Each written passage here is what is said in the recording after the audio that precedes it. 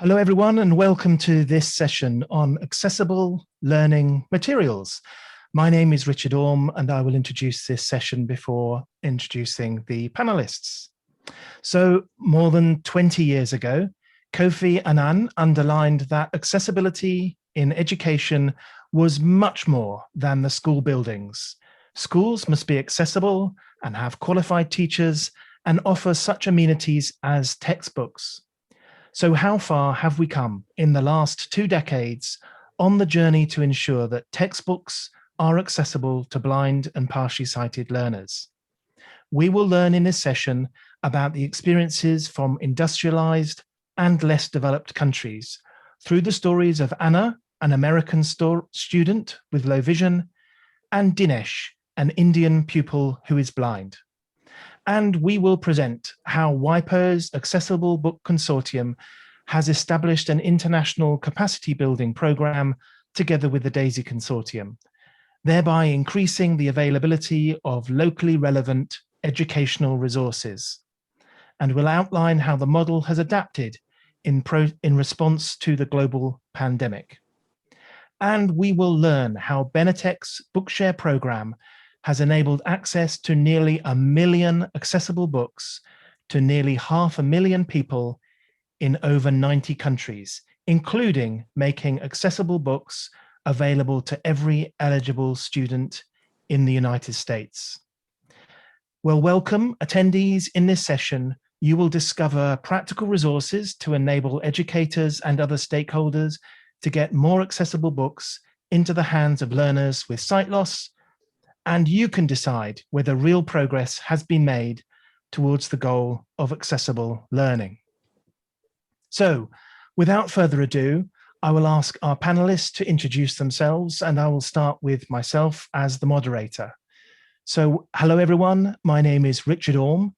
I'm Chief Executive of the DAISY Consortium and a board member of the Accessible Book Consortium, and I'm speaking to you today from England in the United Kingdom.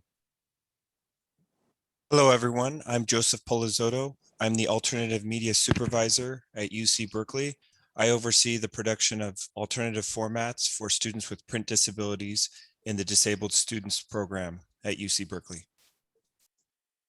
Hello, I'm Deependra Manocha. I'm Director Developing Countries Program with DAISY Consortium and President DAISY Forum of India, and I am speaking from New Delhi, India. Hi, this is Dr. Homia. I represent Benetech in the Asia-Africa zone, and currently I'm speaking to you from the west of India in the city of Ahmedabad. Hello, I'm Monica Halil. I'm head of the Accessible Books Consortium, which is led by the World Intellectual Property Organization. It's a public-private partnership which has been set up to implement the goals of the Marrakesh Treaty.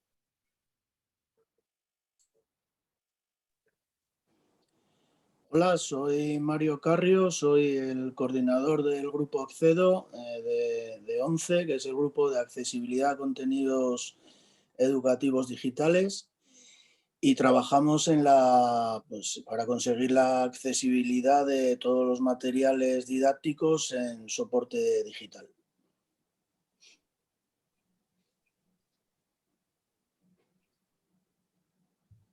What a wonderful panel, and let's go straight into our conversation, and let's hear first from California as I invite Joseph to explain Anna's story. So in our work at UC Berkeley, we serve a range of students, undergraduate and graduate students. And recently, Anna came to UC Berkeley, coming from the inner city of Oakland, and she's enrolled in the School of Public Health as a graduate student. Anna came to us from a community college nearby, where she was receiving alternative formats as a student who has a visual impairment. And in her experience at her community college, she was receiving often PDFs that the alternative media department would send her that they received from the publisher. And sometimes Anna received the PDFs a little bit later than she would like, because the PDFs that Anna was requesting had to be purchased because the requirement for most students who are requesting alternative format in the US is to own a copy of the book that they're requesting.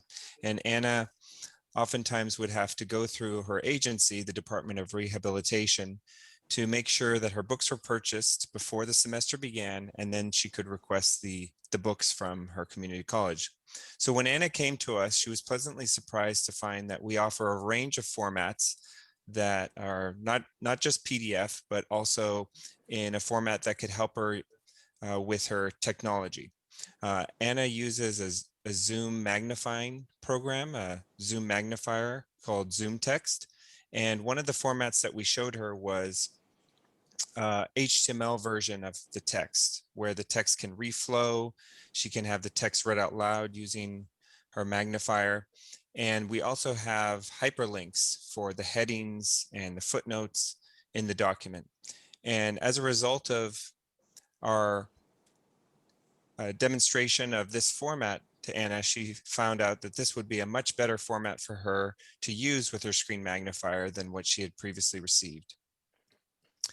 So now, before each semester, Anna reaches out to us about the classes that she's in, and we make sure that all of the materials that Anna will be receiving are already identified by the instructors, and that we have enough time to convert them so that Anna will be prepared before the semester.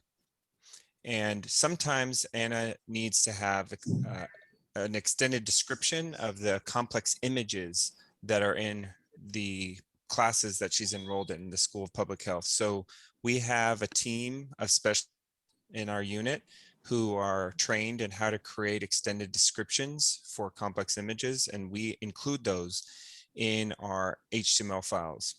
In the event that some of the complex images that we have are too difficult to explain just by text, we also have on our team a Braille specialist who can create a tactile version of the complex graphic. And so based on this experience of using HTML files with extended descriptions, Anna has encountered a much more accessible experience with us than what she had previously encountered at her community college. Joseph, thank you very much for that. And now as we do our tour, let's turn to India. And Dipendra, you're going to tell us about Dinesh.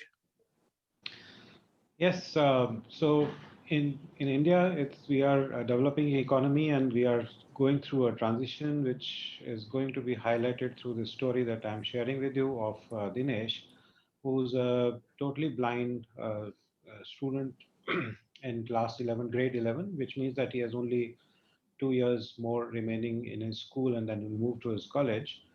He is going to a mainstream school and is supported by a resource center of Saksham organization. He came to Saksham when he was just 4 years old, and he went through a preparatory program to be included in the mainstream school for 2 years. Till class 5, the method that was being utilized was that after the academic year would start, the resource center would get a set of all the textbooks in normal print, and then those would need to be produced in Braille for him, and he would, carry the specific volumes of those books to school or study with him through hard copy Braille books. And often and on, these Braille books were, delivered to him because we would start only after the session had started. So his books would get delivered to him chapter by chapter, and maybe, till almost half of the academic year has passed, that he would get his complete books in Braille that he could then refer to. Besides this, his work would be in writing in Braille, and in mainstream school, all his assignments would then need to be transcribed into mainstream script, so that his mainstream school teachers could check it, and all his examinations would be with the help of scribes, that human scribes that he would dictate the questions, answers, to a human scribe, which will then be evaluated. From grade 6 onwards, under a project, we introduced digital technologies. He was provided with a laptop and was connected to the libraries, the online library and so forth. So along with training, so these devices were provided to this child, and especially training in word processing software to meet his reading and writing needs. He was encouraged to carry this laptop to his school, and a special arrangement was made with the school that he should be allowed to carry his laptop to the classroom, and while everybody else wrote on their copy and pencil, Dinesh would write on his computer, so that the mediator was gone. Because while this Braille, Braille was to be transcribed into mainstream script or through scribes, his writing skills would never be tested. Because it was always through a mediation, some intermediary who would translate all this. Now he gets his books in Braille, but he also gets digital text of the books that he can read on his computer. He writes all his assignments and all his examinations on computer. In class 10 board examinations, which are held nationwide, unlike 99% of the rest of the persons with blindness in India who would still use scribe, Dinesh wrote his examinations himself in mainstream script using his laptop, and is much better prepared for mainstream livelihood programs. He is also in a way now able to choose subjects like commerce that he has chosen in his grade 11, which were otherwise not available. So subjects like mathematics and commerce and accountancy and business administration are the kind of subjects that he is able to study now, which were not actually available in our traditional method of teaching persons with blindness in India otherwise. So that has been the transition. He now is a member of Sugamya Pustakalaya and Bookshare, enjoys many books on any various subjects that he wants to read in. So he's a completely empowered child with blindness now. Well, thank you to both Joseph and to Dipendra there. And both of those examples rely on really impressive work in your respective countries. But there are also international efforts that Anna and Dinesh can benefit from. So Homia, please tell us about Benetech's Bookshare program. Well, Bookshare, as I said in my introduction, is the world's largest online library specifically meant for people with print disabilities.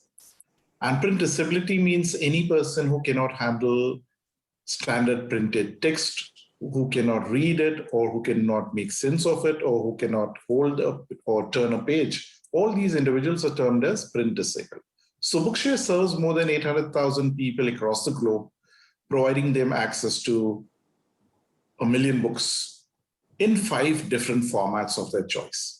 So any title, any of these 1 million books can be downloaded by any person across the globe, either as an EPUB or a DAISY text or a BRF file or a Word file, depending upon his choice and his way of reading.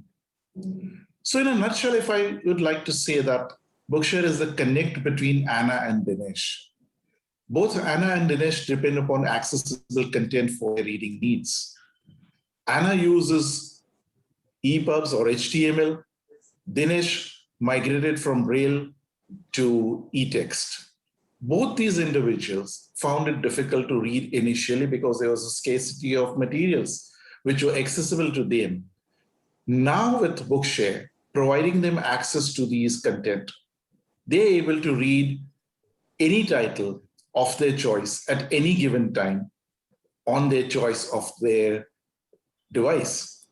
Because these Bookshare books can be read on multiple devices. You can read them on your standard laptops, you can read them on your smartphones like your Android or your iOS phones, or even you could download them and put them on a refreshable Braille device and read them with your fingers. So it gives you multiple options. Depending upon your choice, we give you the freedom to read and empower yourself with knowledge. So this is the bridge that we provide. Homia, thank you for that. Well, one of the big achievements of the last decade has been the Marrakesh Treaty, and this is administered by the UN agency WIPO.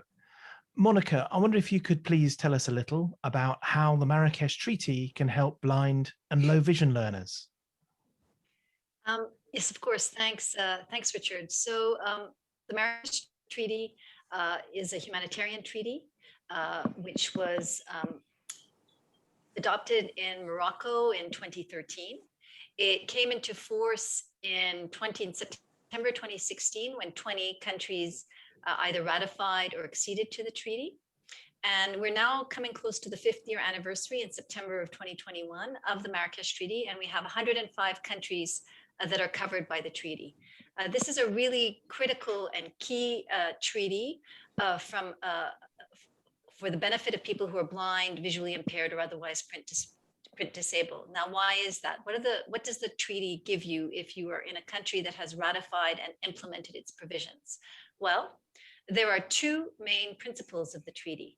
One is that it allows the production of accessible format books, such as Braille, audio, e-text, HTML, as mentioned by Homia, Joseph, Dipendra, without the need to request permission from the copyright owner. So that's the first main point. So you can, if you are an authorized entity, so for example, a library for the blind, that is sort of not for profit or a government entity, you can produce these works without the need to request permission from the copyright owner.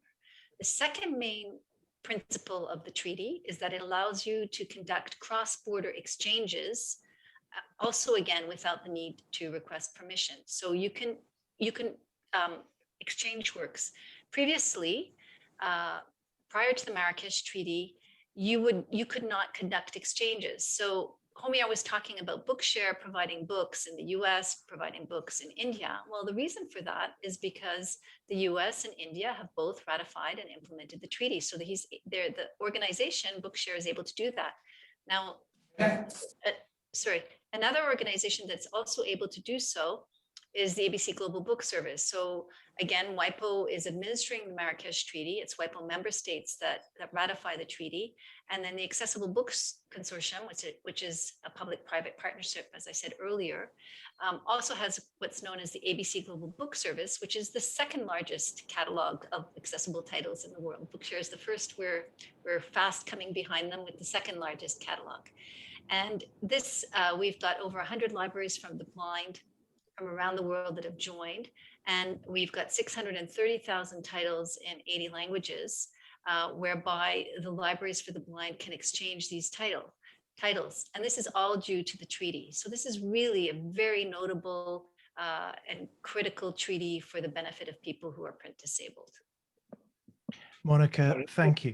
If I may add to that a small piece of information, that with this Dinesh story that we were talking about, he was actually one of the beneficiaries of the capacity building program of the Accessible Books Consortium that we ran in India, and the digital device and content that we were able to provide to Dinesh was actually part of the capacity building program that we implemented in India under ABC. Thank you. And I invite any of the panelists to chip in with extra information and questions. That's what I think our audience would be interested to do. So thank you for that, Dipendra. Thank you to all of the panelists. We've heard from each of you now, and we've talked quite a lot about accessible reading, but reading is only one of the 3 R's we sometimes talk about: reading, writing, and arithmetic. So I'll invite Homia in a moment to speak a little bit more about writing and the importance of writing when we're thinking about accessible learning materials. And after that, Monica, I'd like to come back to you and hear from you about your thoughts on arithmetic and other kind of STEM materials. But first, Homia, the importance of accessible writing. Thanks, Richard, for bringing this up. It's an extremely important point. As Dipendra mentioned in his opening comments about Dinesh was dependent upon scribes to write for himself. He was not encouraged to write when he was using Braille as his medium of learning. But when he started using digital content, or he started using technology which enabled him to write in the mainstream script. Now, this removed the barrier between him and the mainstream teacher, because we do not expect the mainstream teachers in mainstream schools and colleges to understand Braille. And this is one of the main reasons why our students, the blind students and the visually impaired students, when they go into mainstream schools and colleges, they're excluded. If you do not write in the mainstream script, they will be excluded from the mainstream society, which leads to their future unemployability. That means you're not skilled enough to read and write the mainstream way, hence you're not employable. Now, to alleviate this situation, we had to incorporate digital literacy amongst our students. And this digital literacy program is dependent upon 3 pillars, as Dipendra also mentioned, that is content, device, and training for use of these devices. Now, we are going to talk about developing countries first. And in developing countries, obviously, affordability is one of the major concerns. So to encourage people to read and write using digital medium, we had to find a device which was affordable and accessible. And to suit this, we introduced Android as one of the most affordable and accessible pieces of devices, which could handle digital content, and you could also write on it. But remember, Android are mainly touch phones. And to touch and type on a phone by a person with visual impairment using a screen reader is a pretty laborious, it's a pretty slow process. So to overcome this challenge, we introduced external keyboards connected with the Android phone using an OTG connector or a Bluetooth keyboard. The moment you do this and connect your phone with an external keyboard, you're actually making your Android phone into a mini laptop. You're giving the power of the mini laptop to the student for both reading and writing the mainstream way. And not just in English, you can do this for any vernacular language. In fact, your Android phone supports over 187 languages right from the box. So I think you are covering almost all written languages in the world which are used in the mainstream way. So once you do this, you're accepted within the society. You're not excluded because you're not able to read the mainstream way. And hence, chances of you being employable are much more if you use this way of digitally reading and writing. So this is what we achieved in the developing world. And this is one of our major game changers, which we have been experimenting since the last 2 or 3 years. In the developed country, the scenario is a little different because the devices are given by the government. Most of these developed countries do offer lots of choices to their visually impaired and print disabled readers. So they might have a refreshable Braille display with them, or they might have access to a laptop, or they might have access to an iOS phone or an iPad. So all these devices do have a keyboard along with it, which enables you to write. So hence, this was never a challenge. And most of these developed countries, especially if you talk about the UK and the US, the main language was English. So vernacular language typing was also never a barrier, which till TalkBack and Android sort of matured, we had a major challenge writing in vernacular languages. So this is, in short, that little game-changing experience that we have experienced in India. Homia, thank you for that and for explaining that game-changing experience so clearly. You just used a term there, which was about connecting a keyboard to a phone using an OTG connector. That sounds complicated. Basically, when you want to connect your external keyboard, and I'm talking about a regular keyboard which you connect with your desktop computers. So the desktop computer is connected via a USB cable to your keyboard. Now the USB cable is pretty big. The connector is pretty big, which won't fit into your normal C-type Android phone charging port. So to allow your keyboard to be connected into your charging port, you need a converter which converts your regular USB into a C-type port, and hence you will be able to connect your external keyboard, which is a normal keyboard, with your Android device. If you do not want to connect a cable, a USB cable with your device, then in that case, you could also use a Bluetooth keyboard. And you can have Bluetooth keyboards in various shapes and sizes. You have regular size Bluetooth keyboards, you have mini Bluetooth keyboards. So lots of choices are there for people, depending upon how they want to write. Some people might want portability, so they might prefer smaller keyboards. Some people want to be stationary and feel more comfortable with a larger keyboard, which allows them to type very quickly. So it's all on your requirement. You should be procuring these keyboards. That's great. Thank you so much for digging deeper into that one of our 3 R's, which was the writing side. Monica, I'm interested in your thoughts on the arithmetic. Well, one of the things that we've seen, sort of Dipendra made mention of the fact that Dinesh had access to books that were produced under sort of the Accessible Books Consortium capacity building, training, and technical assistance. So the Accessible Books Consortium has 3 main activities, one of which I already mentioned, which is the ABC Global Book Service, which is this large catalog of books provided to libraries for the blind. But the second main activity that we implement is training and technical assistance to organizations in developing countries on how to produce accessible format books. So we go into countries, we provide training, and then we provide funding so that they produce books in the latest accessible formats, all educational materials, all in national languages. And Dipendra was referencing that we'd gone, I think it was 2015, Dipendra, was it not? Where we had provided funding for the production of educational books, I think grades 9 through 12 in India. Do I remember correctly? I think it's 2015. 2015 and 2016, we had to follow projects. Yeah. So, but I think one of the things that we saw, so we've provided training.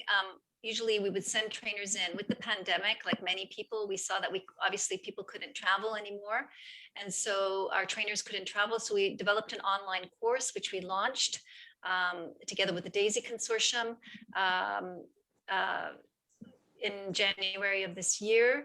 And so organizations can take this online course. And one of the things that we saw is that there's really a lack of facility in how to produce STEM books. So science, technology, engineering, math, that it's actually quite difficult to produce an accessible book, a STEM book. So if you've got a math textbook, a chemistry, physics, etc. And so we're doing a special module on STEM subjects so that you can do the training and then you'll have the special module for STEM subjects.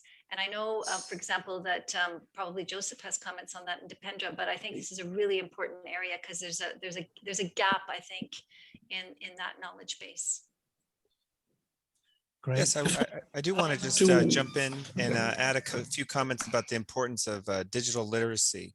So Anna was a student who had received some training through the Center for the Blind before coming to UC Berkeley, and that was a huge benefit to her because she was able to use apps on her phone like the KNFB Reader, which were able to just OCR inaccessible text that she might receive from a professor in the online course. And then also like when transcribing video content or transcribing audio content of an interview that she was conducting for her research, she actually was familiar enough with the otter.ai transcription service and was able to use that to transcribe the audio of her interview. And these are the kinds of skills, digital skills, that could really benefit students who are visually impaired before they come in, that students are able to just quickly jump to a different app as they need it, given the assignment that they have. And sometimes in our busy work at DSP and my program, we often don't have all the resources up front to be able to offer that training immediately to students. So students who have that skill already to start with before they reach university are often going to succeed a lot better than students who lack that. Thank you for that. Adding to what Monica said, Richard, about STEM content. In fact, Bookshare has been pioneering a major initiative because we partner with more than 950 publishers, and these publishers are worldwide renowned publishers which contribute their content to us, and we receive huge quantities of STEM content on Bookshare. But because the technology wasn't there initially when these books came into us, and we have been working since the last 20 years, so many of these STEM books did not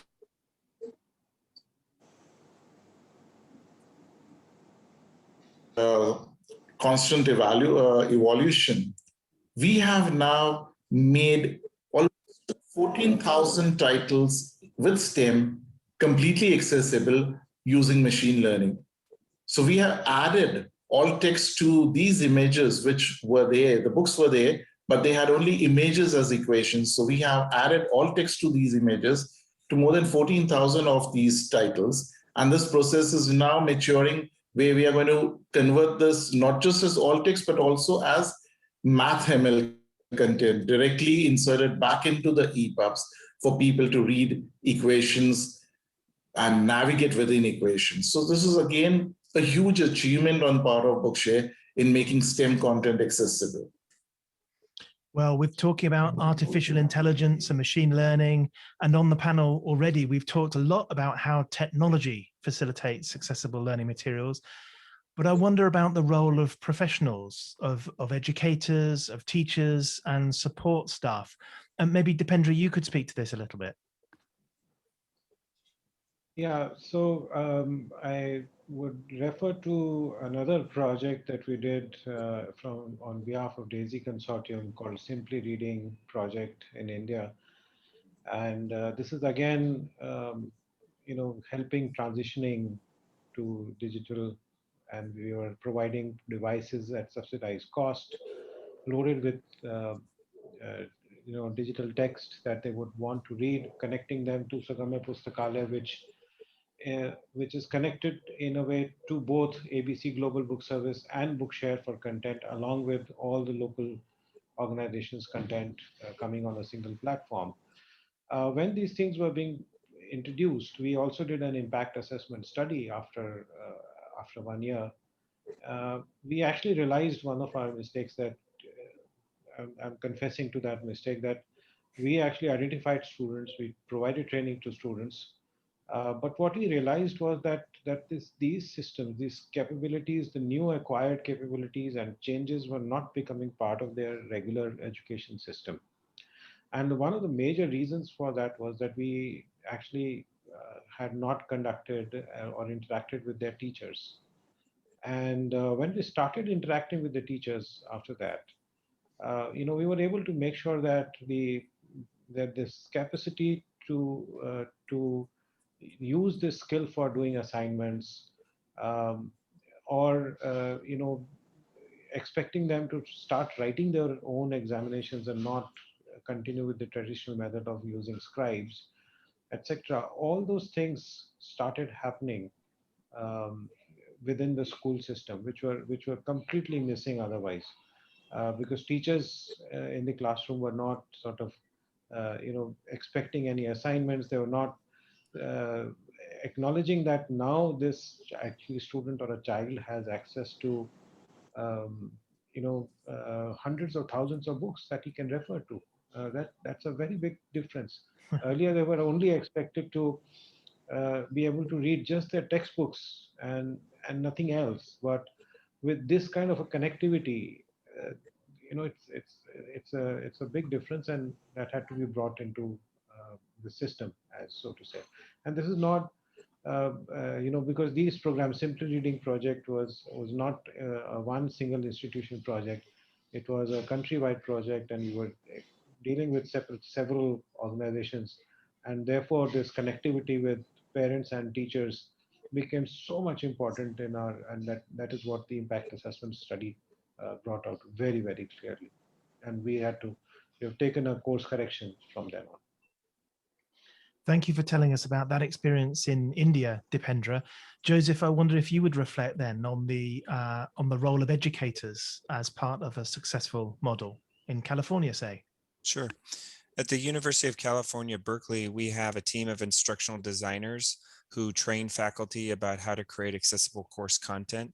There's one individual whose job is to focus on the accessibility of the course content, and he's developed a series of workshops and courses that faculty can go through before their classes go online to learn about how to create accessible documents, how to create an accessible course shell.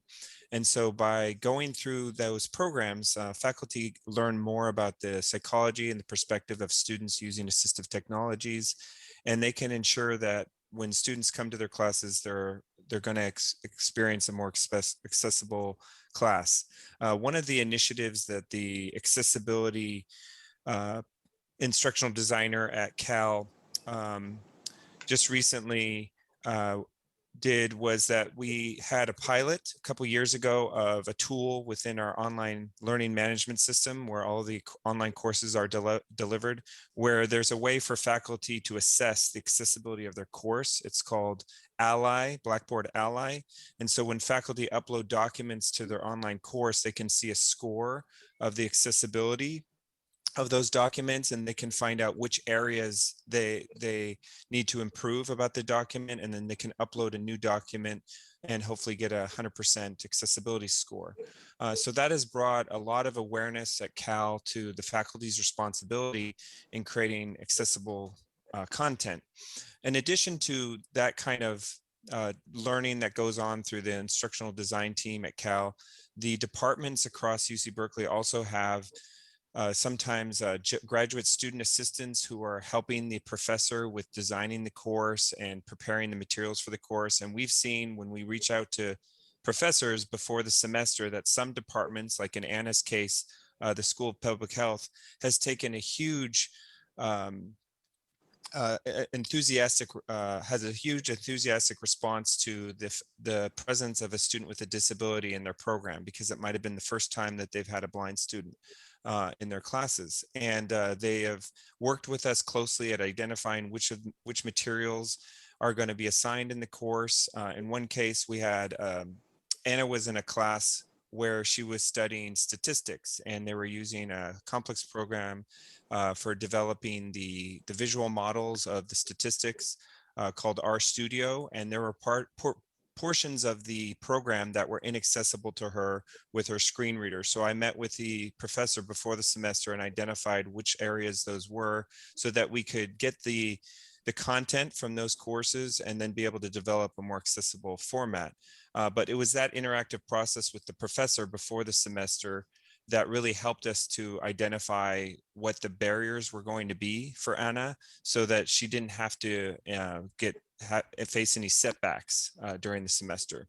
So in addition to that, it's always going to be important to, as a disability specialist in higher ed, rely upon the subject matter experts in their area of expertise when it comes to writing things like alternative text, in some cases, to determine which images are absolutely essential for a lecture, which need to have sometime a more extended description.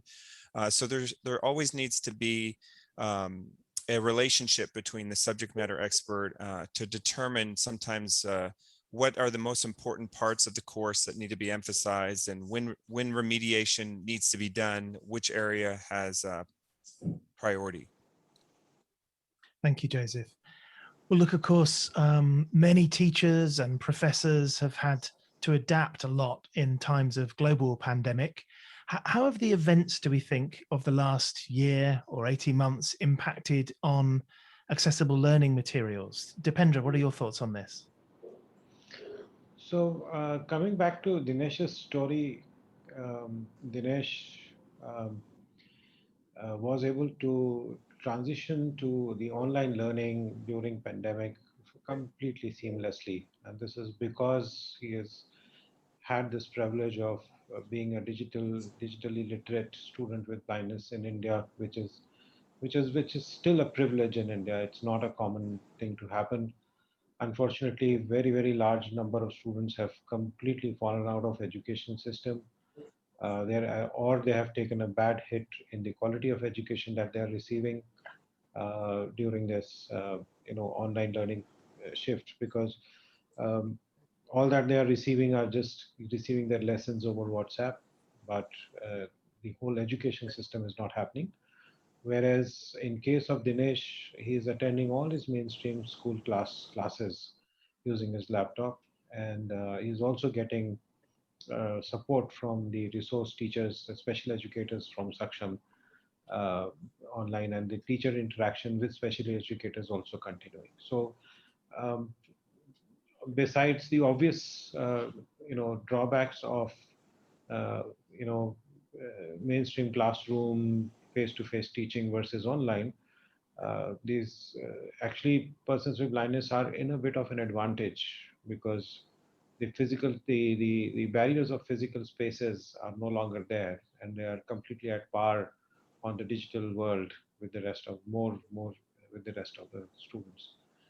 But as I said, this is not a common story. This is one of the uh, privileged persons, which are just about 1% of the people who are persons with blindness in India.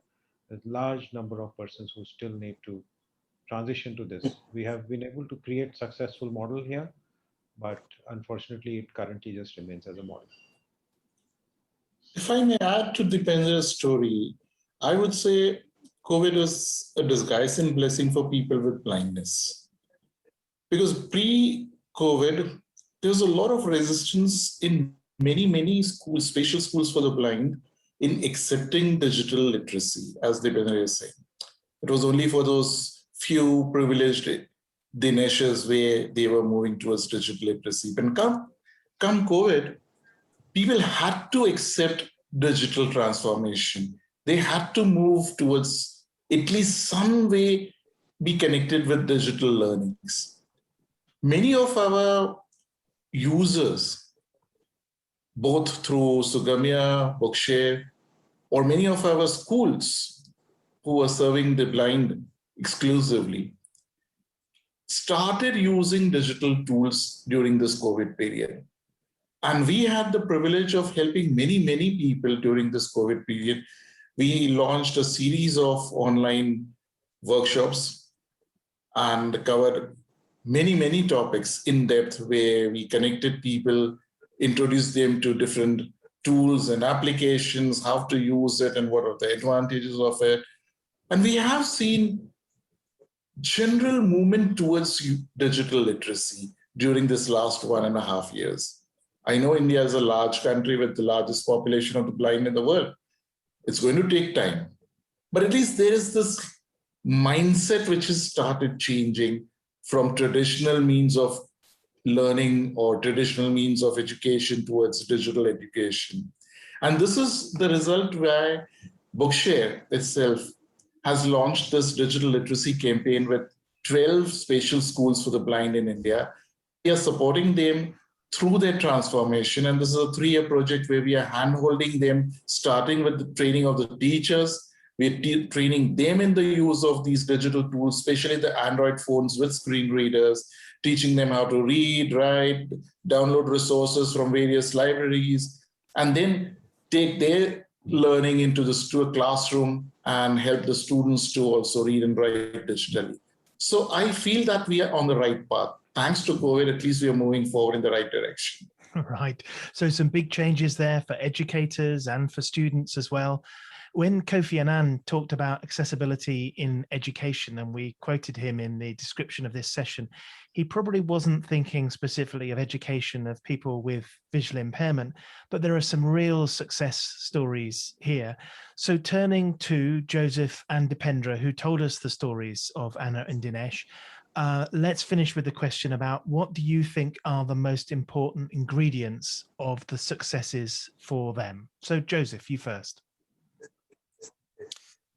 Well, I think it's really important, like we were talking before, that the students entering university, going into the workplace have availed themselves of as many resources as possible of learning how to use the apps on their phone, many of which are built in nowadays for being able to read For example, in accessible documents, Google Docs even has an automatic OCR feature. There are so many tools out there nowadays that some students just need to have a wide familiarity with how to use these different tools.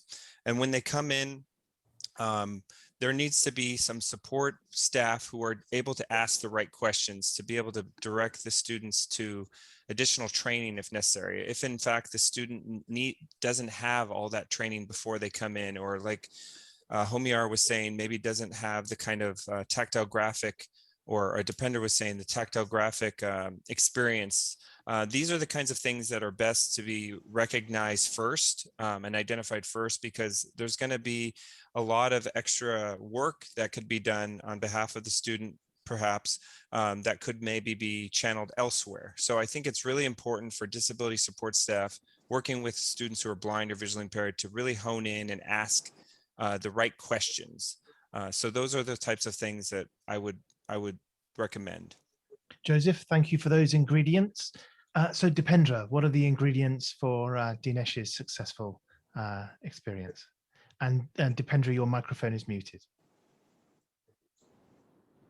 So Dinesh, success actually was a result of a very consistent effort of all stakeholders coming together under DAISY Forum of India to identify technology gaps and infrastructure gaps that existed in our country, and also to be together as a network, and then working out a strategy, a very well thought out.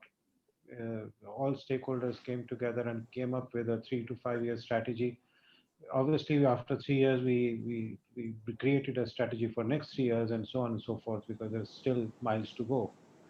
And then we all organizations together also put in our human resource and financial resources together and created proposals, went to various places for those financial resources to put that action plan in place. And that is how all that infrastructure came into being, which Dinesh benefited from.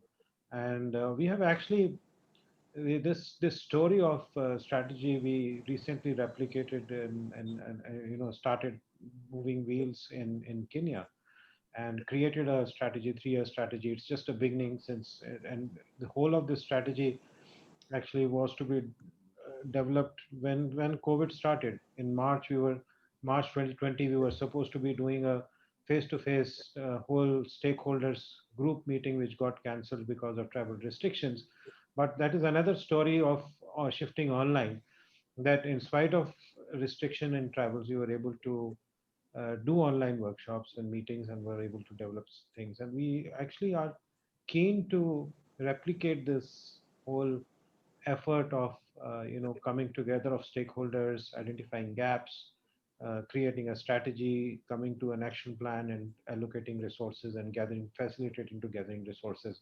And DAISY Consortium would be very happy to work with any organization around the world to replicate the story and create many, many more Dinesh's in all developing countries. Thank you for that, Dipendra. And thank you to Joseph, Dipendra, Homiar, and to Monica. And I can see we have many questions in the chat, but before we turn to those, and we will come to those for all of our panelists, I'm delighted to invite Mario Carrillo to make some remarks. And Mario is from Aikido. Mario, over to you.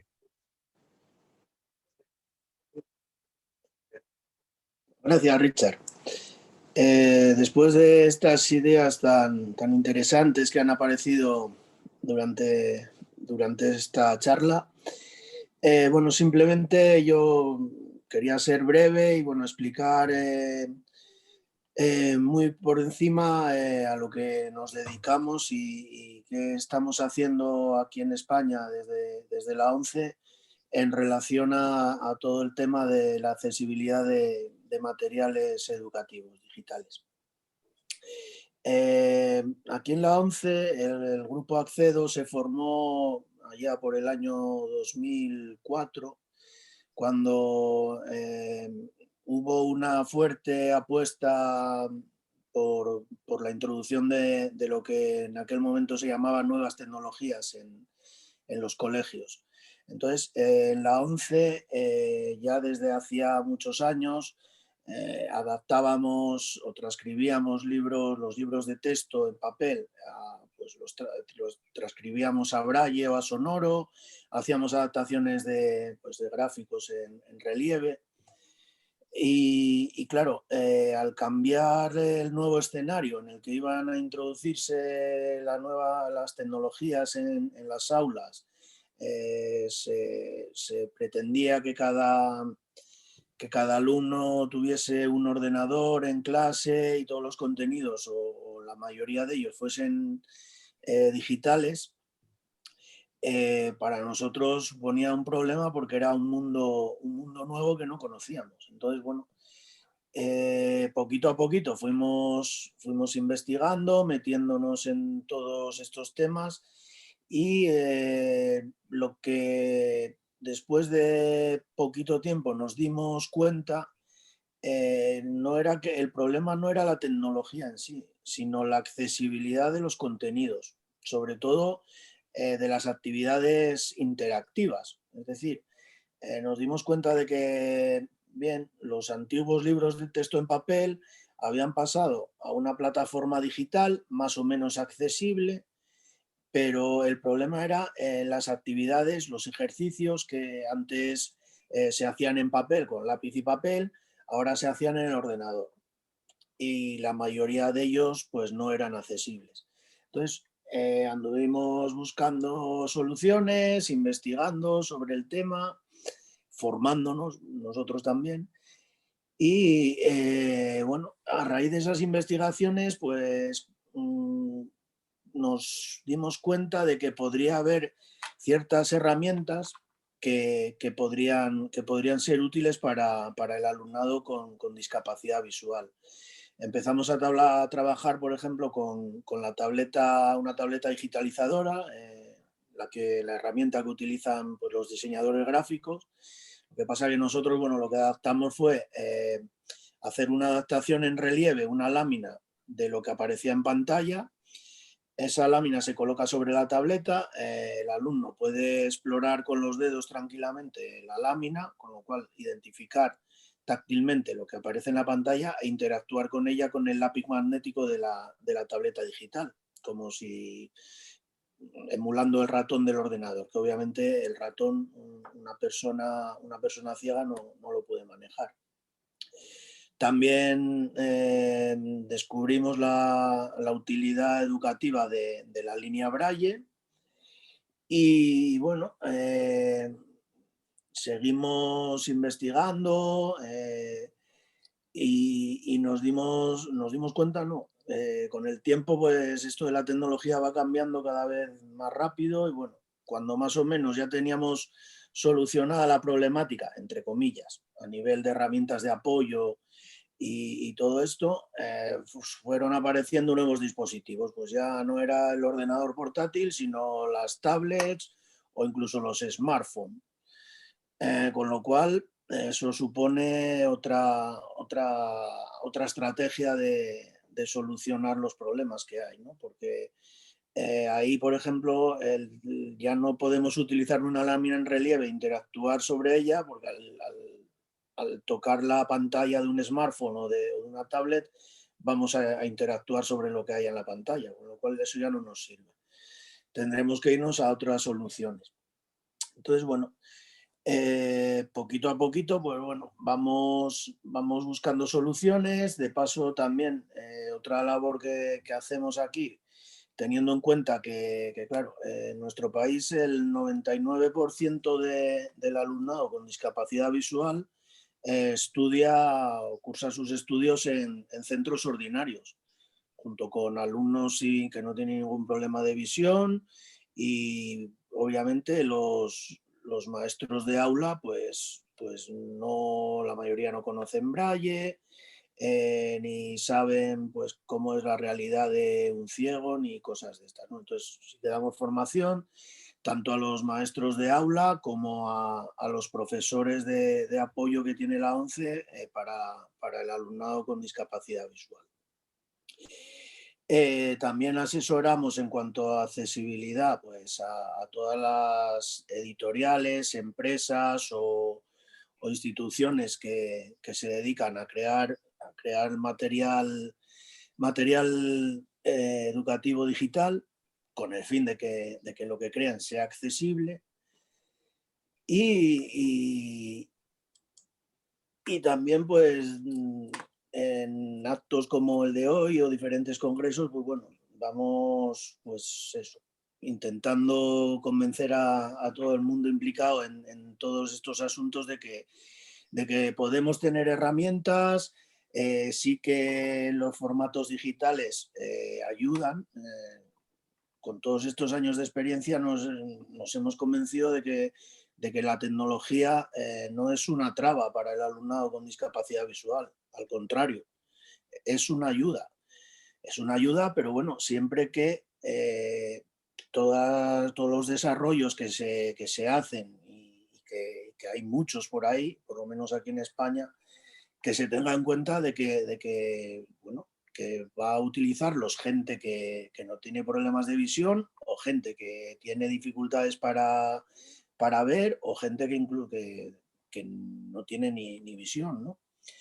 Entonces, la idea que nosotros tenemos es que no les decimos a las editoriales o desarrolladores de software, no, hágame esta aplicación, hágamela así, así, así para un alumno ciego. No.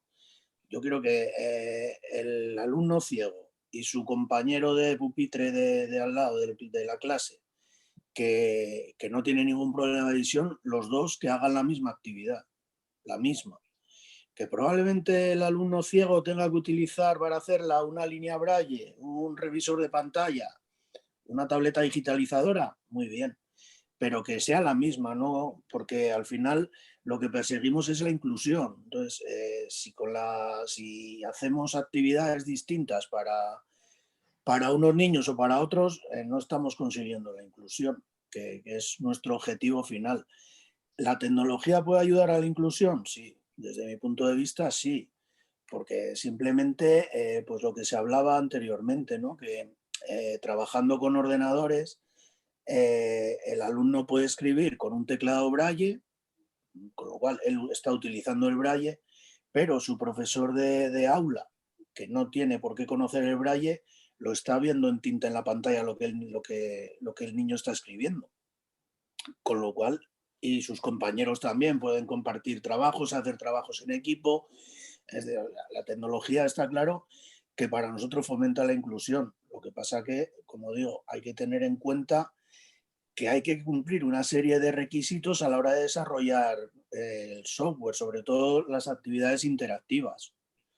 Igual que hay unas normas para que un PDF cumpla unos ciertos mínimos de accesibilidad, pues hay unas normas para que las actividades o unos criterios para que las actividades interactivas educativas puedan hacerlas un niño con visión, un niño sin visión o un niño con baja visión. Y no sé, poco más. Ya para terminar, pues bueno, un poquito en lo que incidía, ¿no? Que el problema, quería dejar aquí claro 3 ideas, ¿no? Que el problema clave es la accesibilidad de los desarrollos, no la tecnología en sí. De hecho, la tecnología en sí creemos que bien utilizada y con las posibilidades que nos ofrece hoy en día fomenta la inclusión. Y nada, que con estos temas de tecnologías y educación, y cada día están saliendo nuevas cosas, tanto aplicaciones como dispositivos, con lo cual cada día nos salen nuevos retos, pero bueno, es nuestro trabajo y vamos a seguir trabajando en ello. Y no sé, por último, simplemente incidir en que, pues no sé, si nos está viendo alguien que esté participando en desarrollos educativos y todo esto, que información hay, formación estamos dispuestos a compartir con todo el mundo y que sí que se pueden hacer cosas accesibles y que puedan ser utilizadas por todos los alumnos del aula. Y nada, simplemente después si hay alguna pregunta, pues encantado de contestar.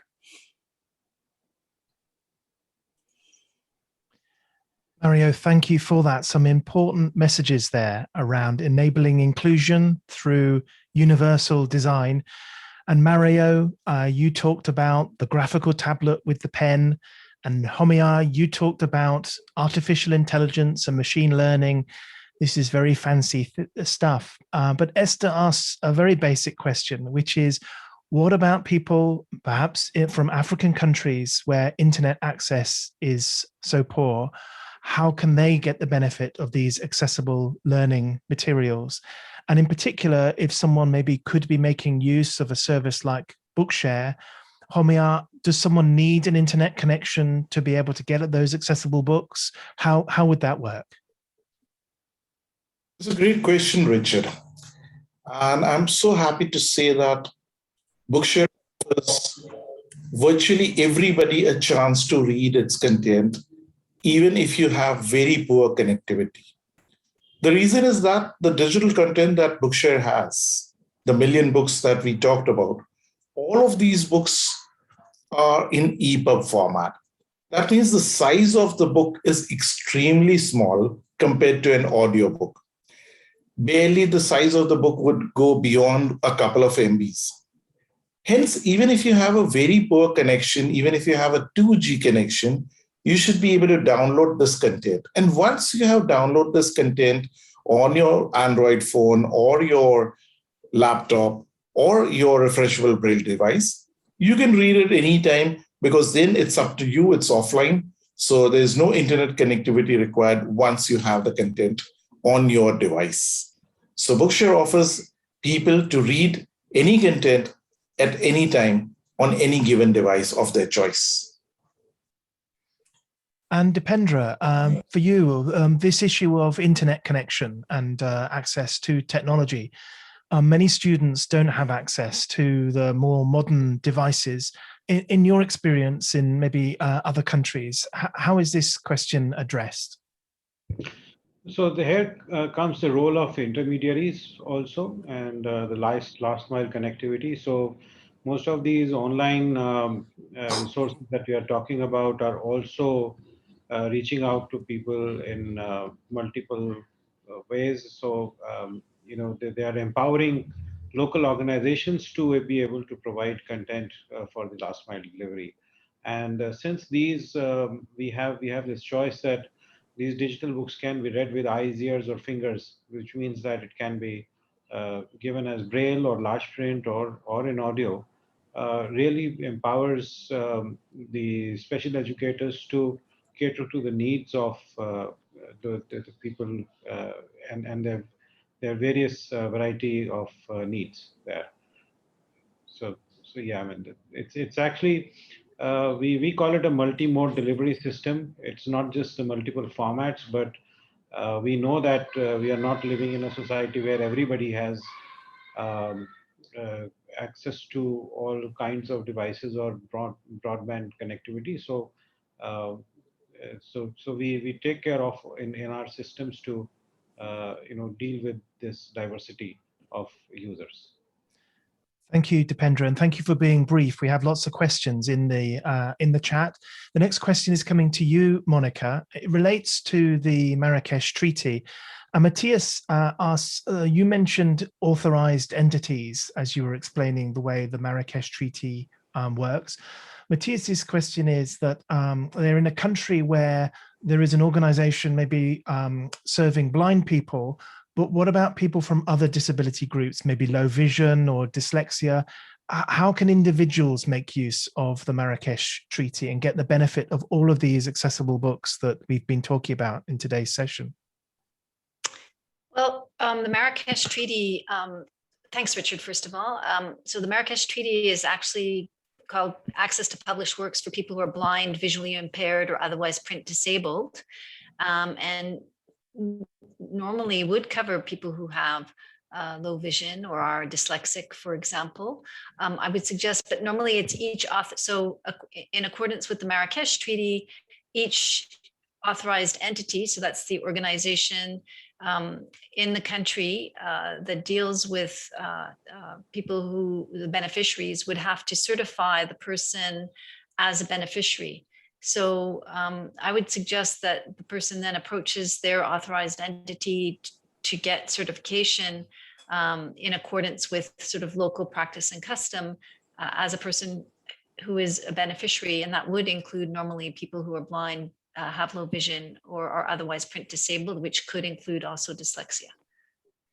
So they're covered under the Act. What they need is the agencies supporting them to be making use of it and tapping into these resources that exist. And we'll put up some links at the end of the session for more information on these.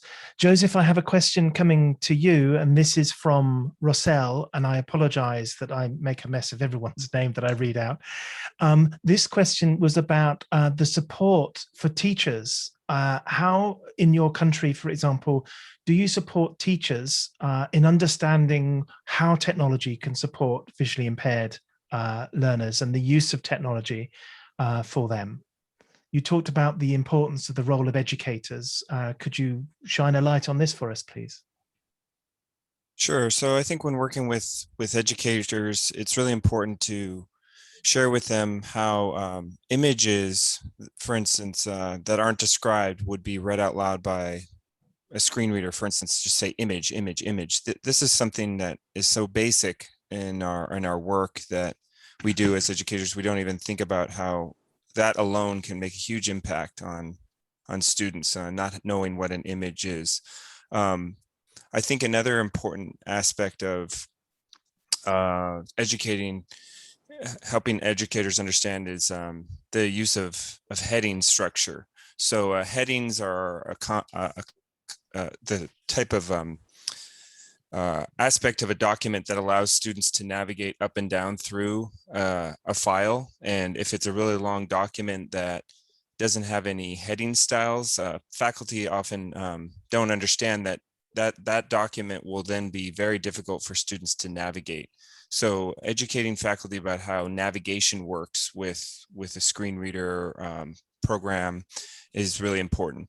One other factor as well is many professors often will just do scans of PDFs, and they don't understand that a digital text is not the same thing as an accessible text. So just showing faculty how it's possible to select text in a PDF or not can make a difference, because if you cannot select text, if it's just a picture of text, they can understand more easily that, okay, this is not an accessible text for a student using a screen reader. So the digital versus accessible type of text definition is really important.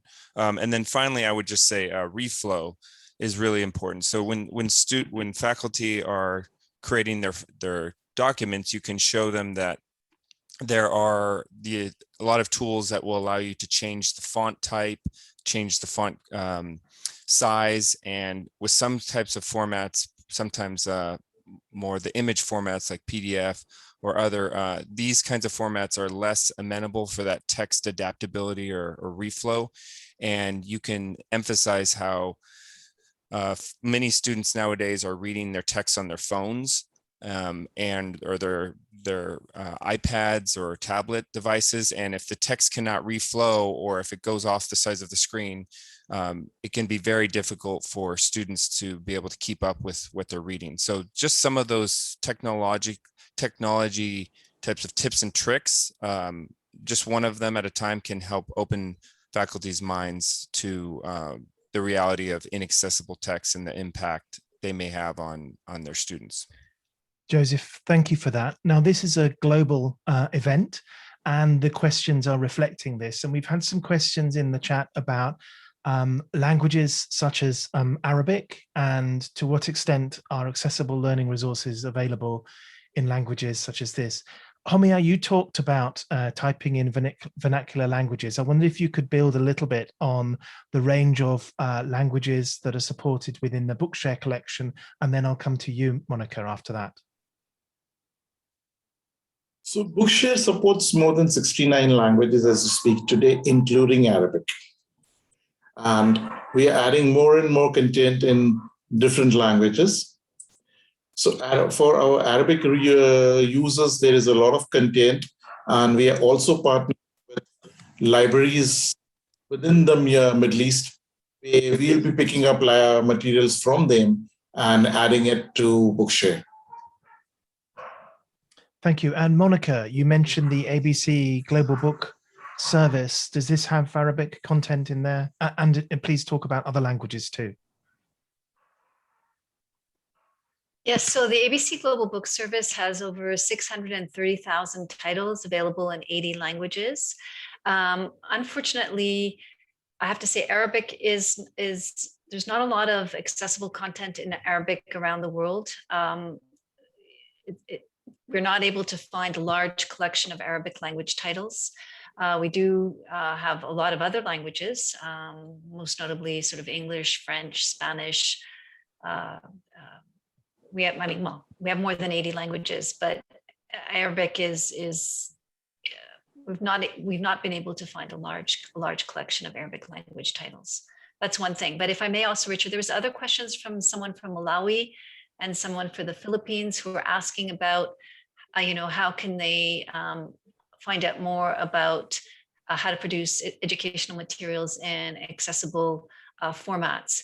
So the Accessible Books Consortium is providing an online course in how to provide in how to produce books in accessible formats.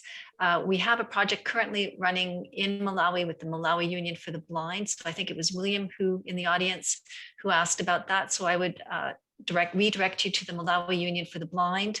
We're financing, ABC is financing production of educational materials produced by the Malawi Union for the Blinds, and they should be distributed for free, William. So please do look into that.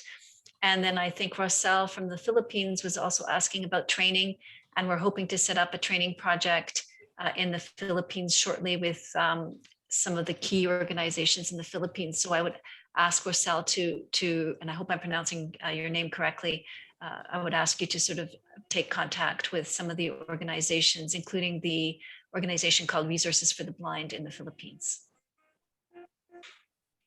Monica, thank you very much about that. Mario, I don't know, you explained very well the work of your division there at Hace. We have a question in the chat about the fact that some learning resources now are actually video rather than published books.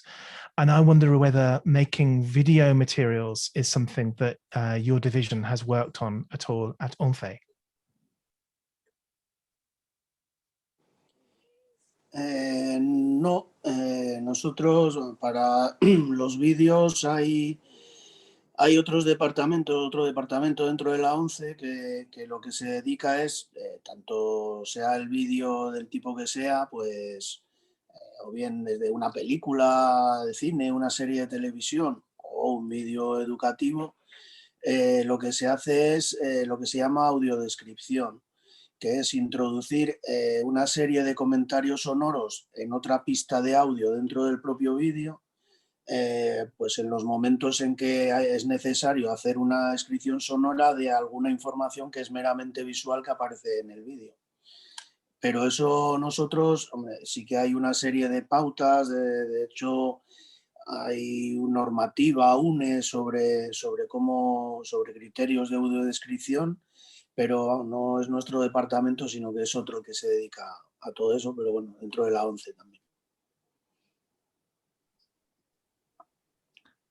And thank you for explaining that audio description will be how video resources for education would be made accessible. We have another international question here in the chat. This is about language coverage.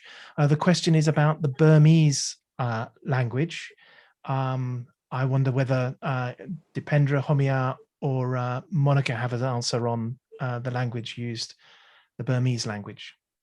I'm looking it up. I'm checking in our database right now as we speak. So just give me a section. I'll let you know, but let me just come back to you. 1 second.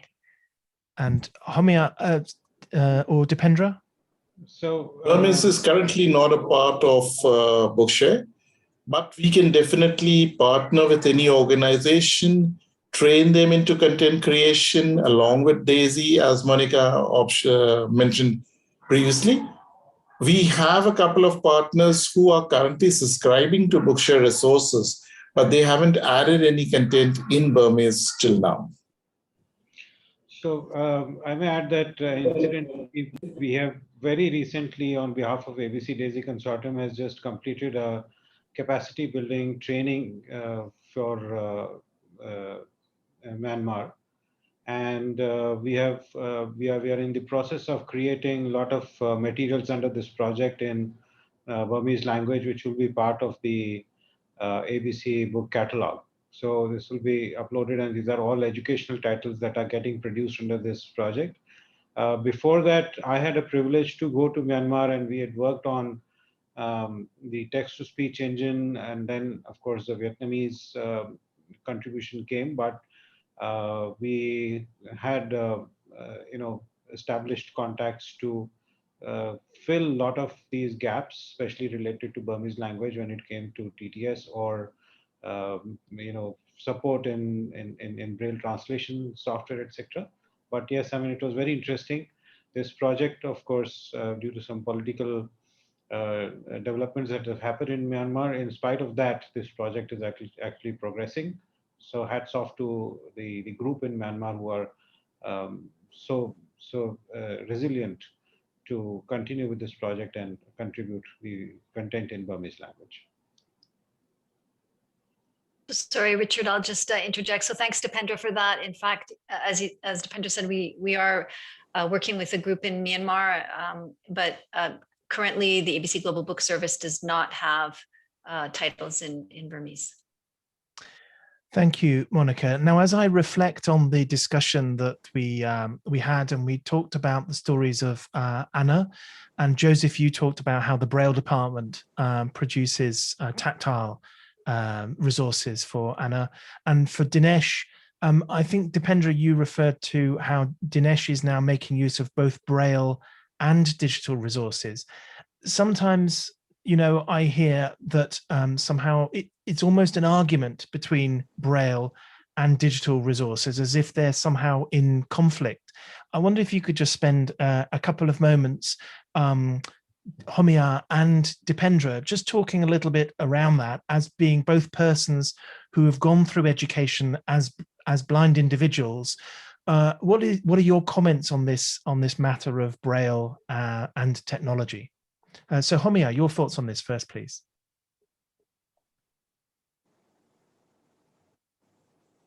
So as you say, Richard, this is indeed a controversial topic.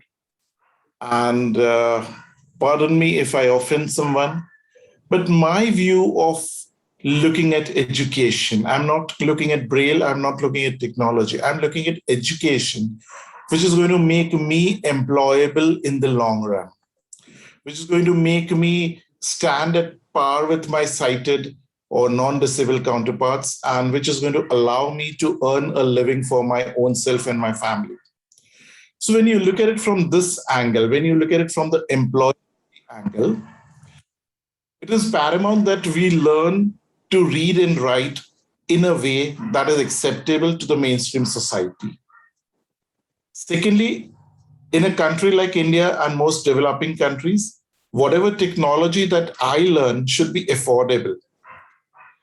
And third, the affordable technology should be available to me in abundance, so that it should not be an exclusive technology which is only donated by someone, but it should be easily available in the market.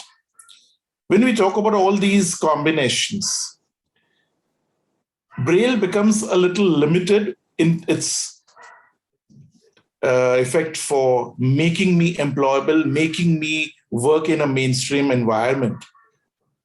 Whilst if I read and write using the mainstream script, if I learn how to communicate with people the way everybody who's non-sighted is going to communicate, that makes me compatible with the mainstream world.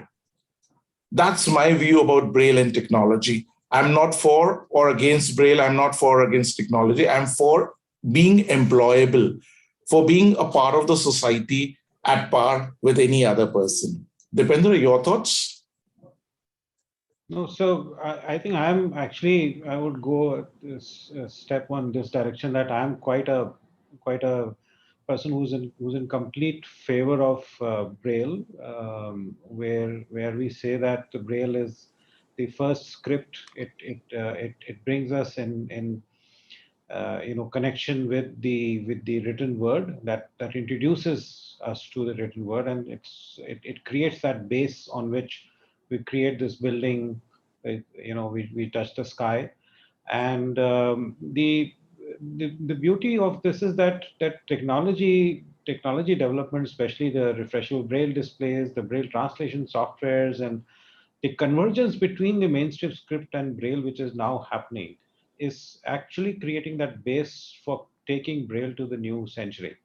It was, often said that, Braille is getting, less and less used, but I think we have been able to resurrect Braille with the help of these technology. But yes, I completely echo the thoughts what Homer is saying, that 30 years ago, I mean, we had this Braille revolution that happened 2 centuries ago, but about 3 decades or 4 decades ago, another revolution happened where persons with blindness were also capable of writing and reading, not just in Braille, but also in the mainstream script. And that opened so many avenues of education and livelihood. And the convergence is the best, because it's becoming more and more seamless, that I write in Braille and people can read in mainstream script, and people can write in mainstream script and I can read it in Braille. Both ways things are happening, and I think we are getting more and more empowered with getting more choices, and they're fully complementing each other, and I guess they're moving hand in hand. I think you nailed it there, Dipendra. It's about more choices, isn't it? Sighted people, when they choose to read using a device, they don't stop reading the physical book. People have these complementary technologies, if you like, to read the book in the bath or on the beach, or to be able to write notes on it and so on, and use the digital devices in other places too. So choice and inclusive design and personalization are all the messages here, I think. So we're coming towards the end of the session now. We have a little slide here with just some resources that folk might be interested in. But in fact, I'll put that up in just a second. But maybe we could start with Monica, if you could tell us about resources available from WIPO that folk might be interested in, just as I start sharing this screen. So well, as I said, we've got a website that you can access. So it's www.accessiblebooks with an S consortium in all in one word.org.